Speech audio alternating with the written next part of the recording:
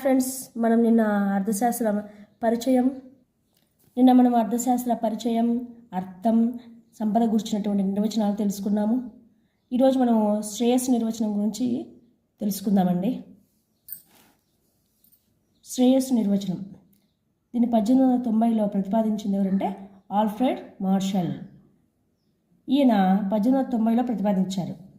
అర్థశాస్త్రానికి ఒక గౌరవప్రదమైన స్థానాన్ని కల్పించిన వారు ఎవరంటే ఆల్ఫ్రెడ్ మార్షల్ అని చెప్పవచ్చండి.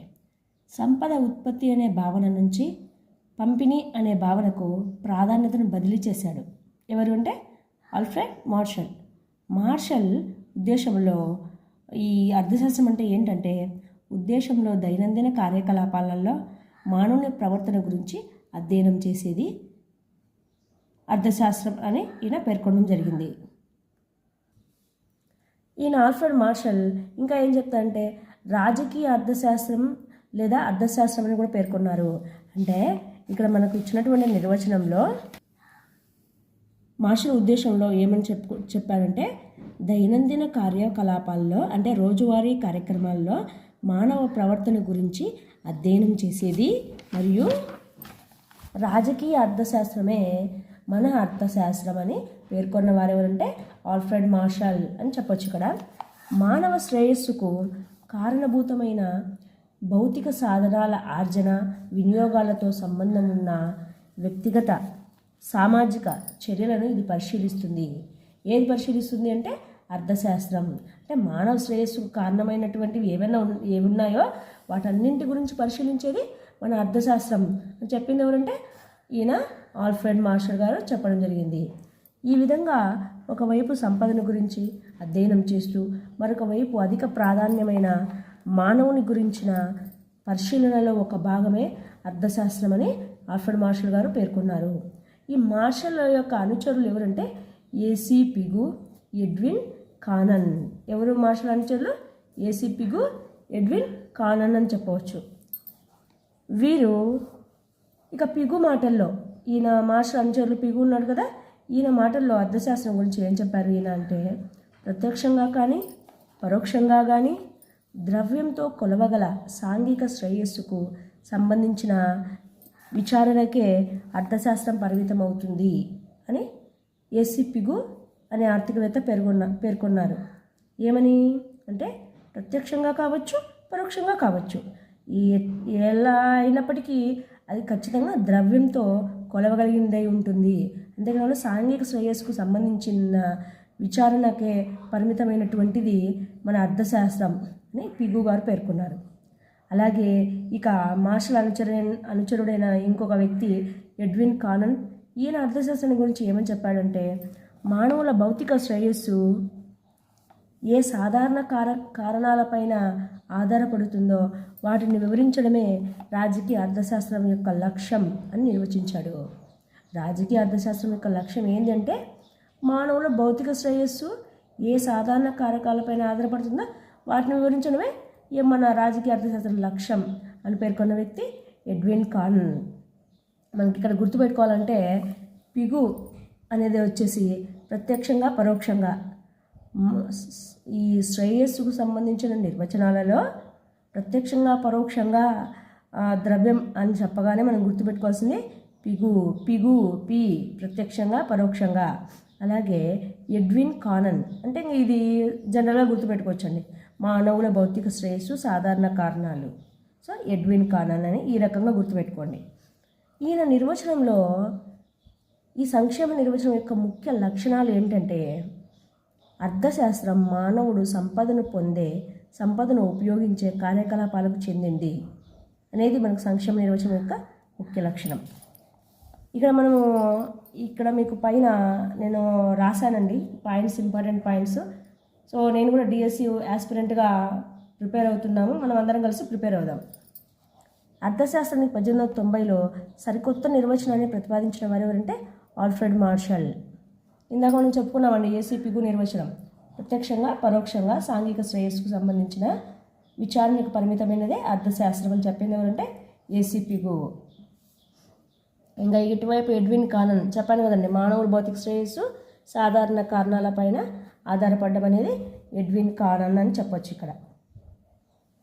ఇక మానవ శ్రేయస్సుకు కారణభూతమైన భౌతిక సంపద ఆర్జన వినియోగాలతో సంబంధం ఉన్న వ్యక్తిగత సామాజిక చర్యలను ఇది పరిశీలిస్తుంది. ఇక నెక్స్ట్ పాయింట్ అండి, సంక్షేమ నిర్వచనం యొక్క ముఖ్య లక్షణాల్లో సెకండ్ పాయింట్, అర్థశాస్త్రం అనేది ఒక సామాజిక శాస్త్రం. అంటే సమాజంలో ఉన్నటువంటి విషయాలన్నీ తెలుపుతుందని, సామాజిక జీవనానికి చెందిన ఆర్థిక అంశాలను మాత్రమే అర్థశాస్త్రం అధ్యయనం చేస్తుంది. అంటే సమాజంలో మానవ జీవనానికి చెందినటువంటి ఆర్థిక అంశాలను, కేవలం ఆర్థిక అంశాలు మాత్రమే అర్థశాస్త్రం అధ్యయనం చేస్తుంది. సామాజిక యోగ్యత లేని కార్యకలాపాలతో దీనికి సంబంధం లేదు. సమాజానికి యోగ్యత ఉపయోగపడినటువంటి కార్యకలాపాలతో అర్థశాస్త్రానికి సంబంధం లేదు అని ఇక్కడ ఈ సంక్షేమ నిర్వచనంలో కొంతమంది ఆర్థికవేత్తలు పేర్కొనడం జరిగింది. ఇక థర్డ్ పాయింట్ ఏంటంటే, భౌతిక శ్రేయస్సును పెంపొందించే ఆర్థిక కార్యకలాపాలను మార్షల్ నిర్వచనం పరిగణనకు తీసుకుంది. ఆర్థికేతర కార్యకలాపాలను, అల్ప లేదా నీచ లక్ష్యాలు ఉన్న కార్యకలాపాలను ఇది పరిగణనలోకి తీసుకోలేదు. మనం ఇందాక చెప్పుకున్నామండి, కేవలం సామాజిక జీవనానికి చెందిన ఆర్థిక అంశాలను మాత్రమే అర్థశాస్త్రం అధ్యయనం చేస్తుంది.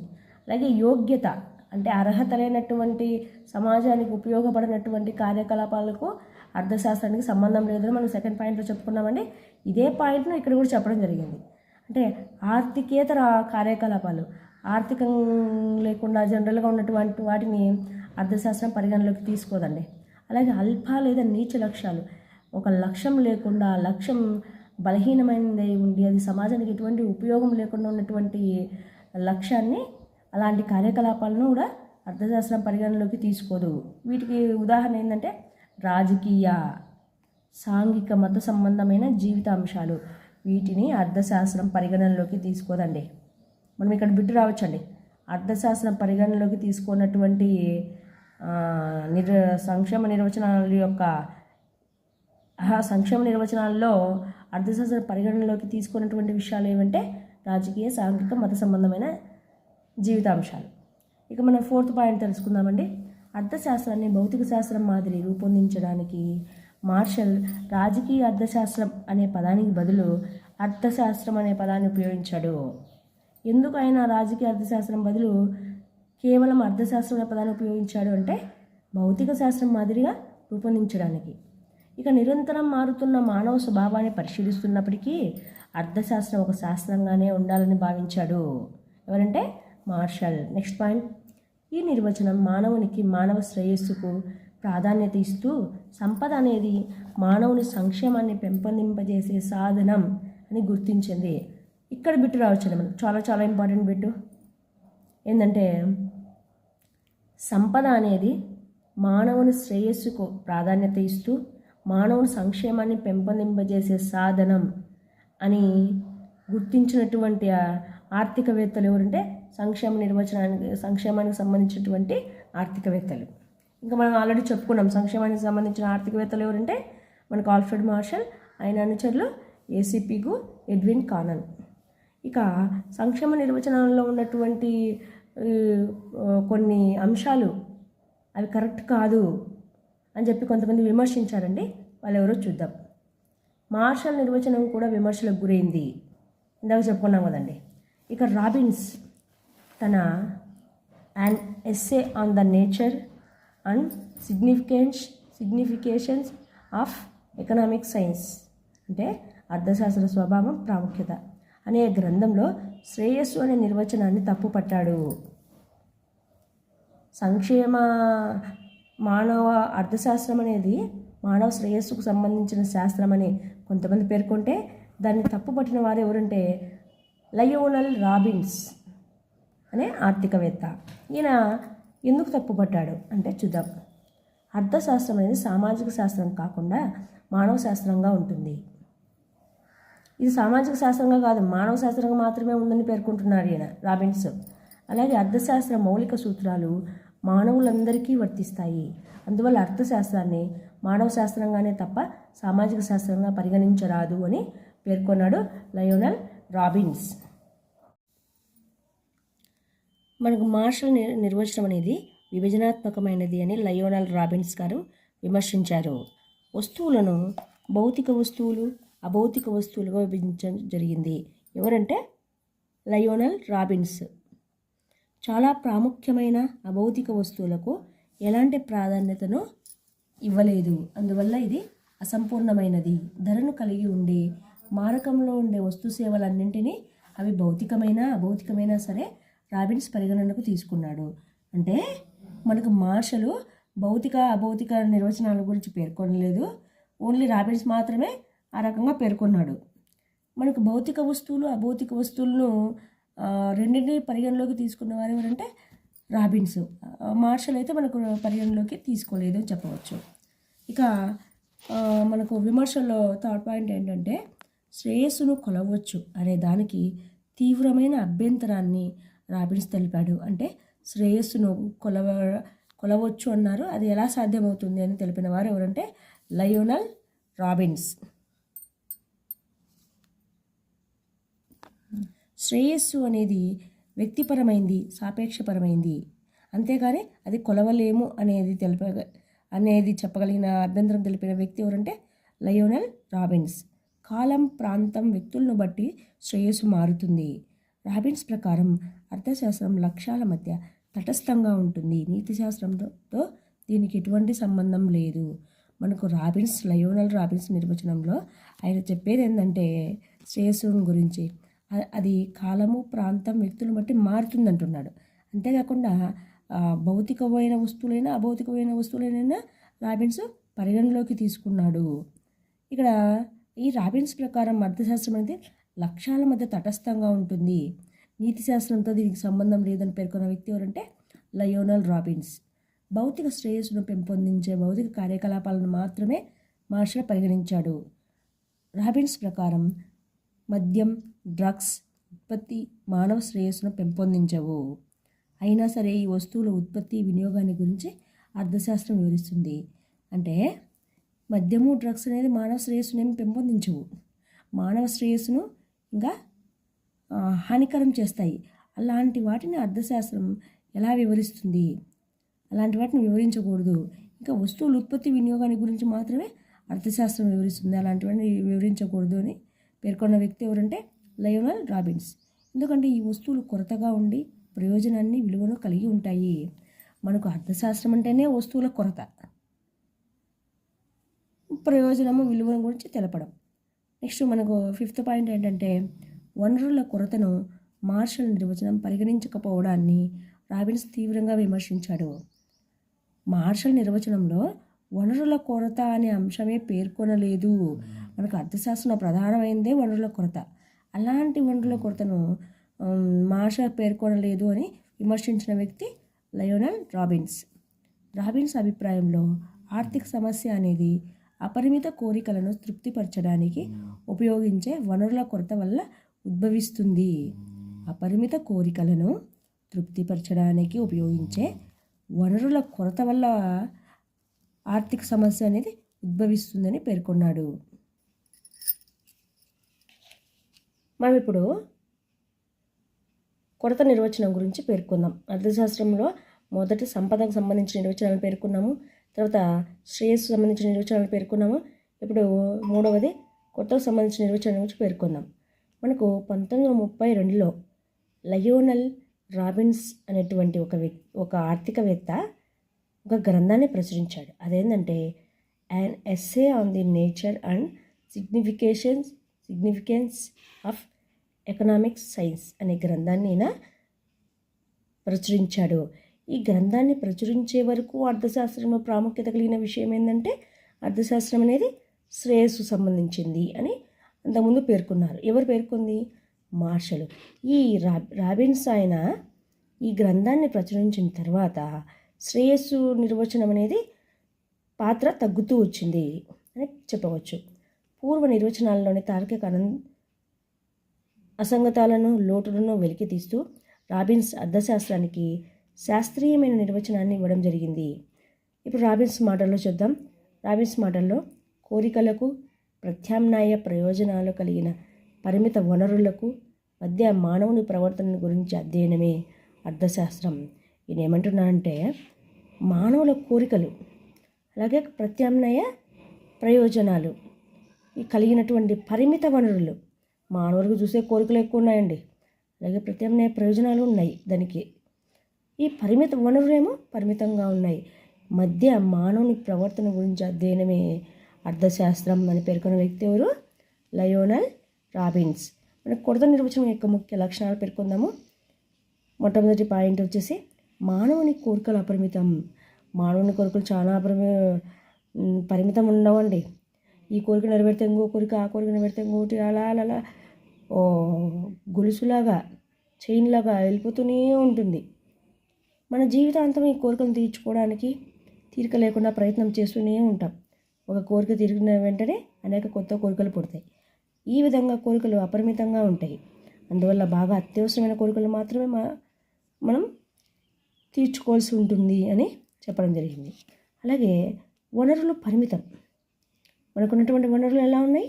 తక్కువగా ఉన్నాయి. కోరికలను తీర్చుకోవడంలో అందుబాటులో ఉన్న వనరులు కొరతగా లేదా పరిమితంగా ఉంటాయి. ఇలాంటి పరిమితమైన వనరులతో అన్ని కోరికలను తీర్చుకోలేము కాబట్టి ఆర్థిక సమస్యలు మనకు ఉత్పన్నమవుతున్నాయి.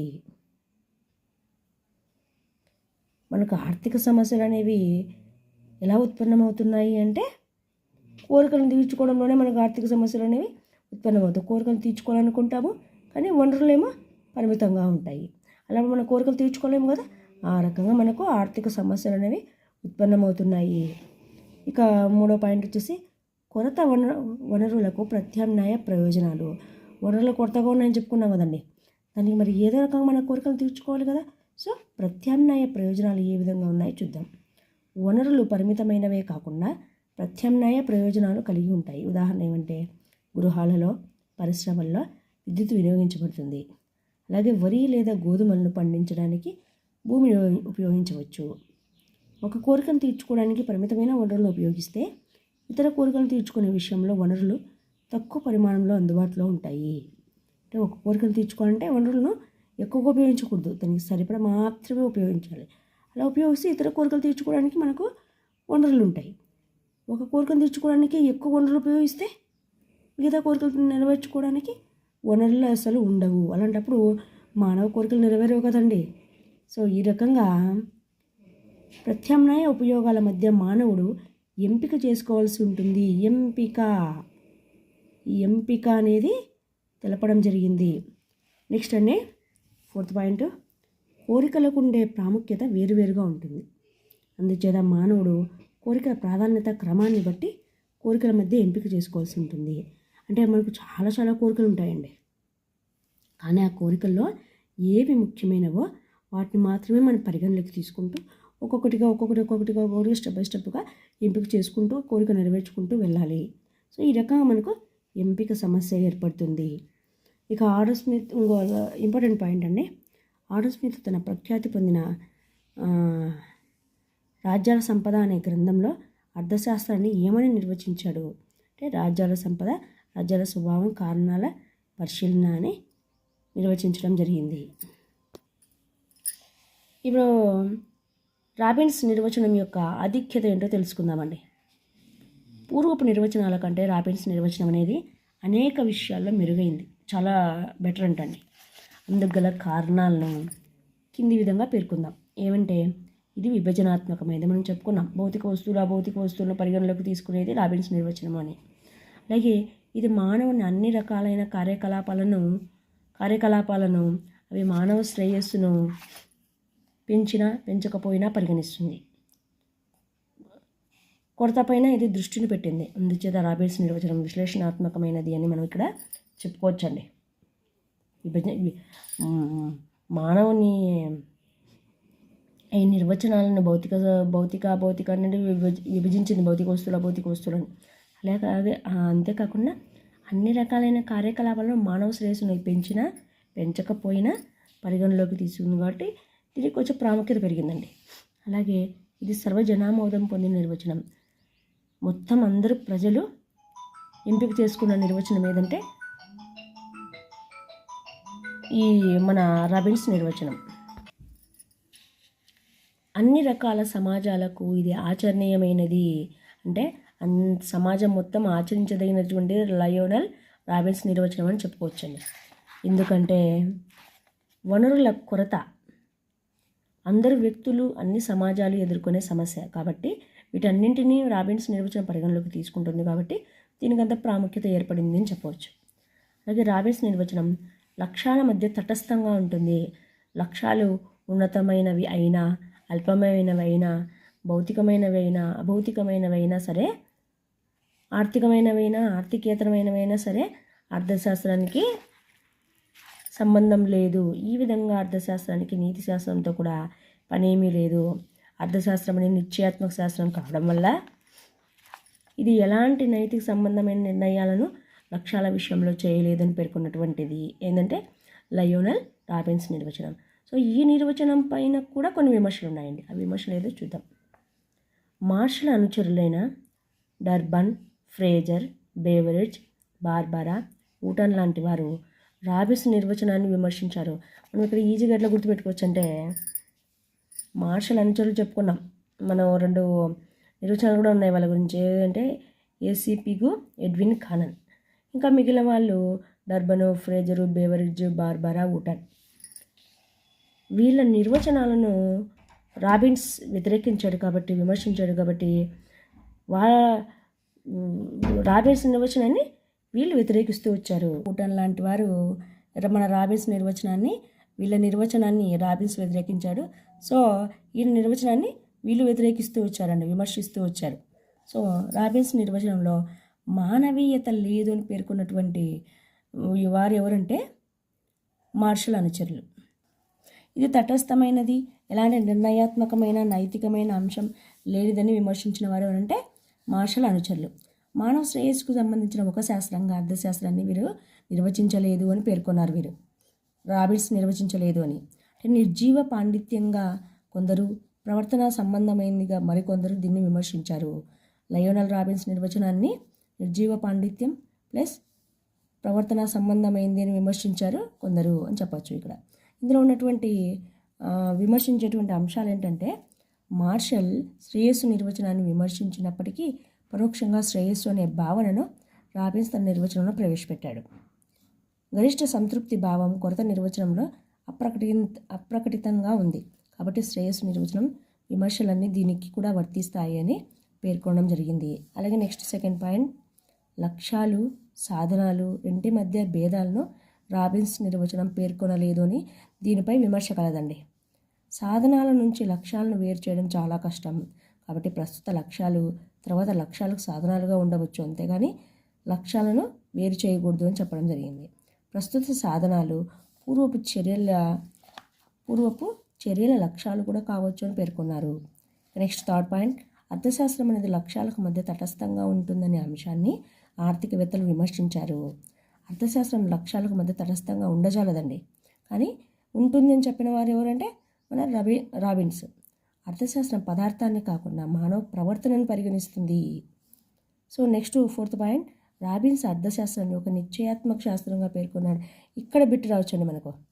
అర్థశాస్త్రాన్ని ఒక నిశ్చయాత్మక శాస్త్రంగా పేర్కొన్న వ్యక్తి ఎవరంటే లయోనల్ రాబిన్స్.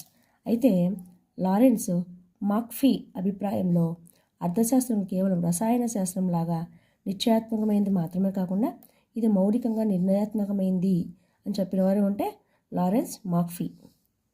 దీన్ని నిశ్చయాత్మక శాస్త్రంగానే కాక నిర్ణయాత్మక శాస్త్రంగా అనేక మంది ఆర్థికవేత్తలు కూడా పరిగణించారట అండి.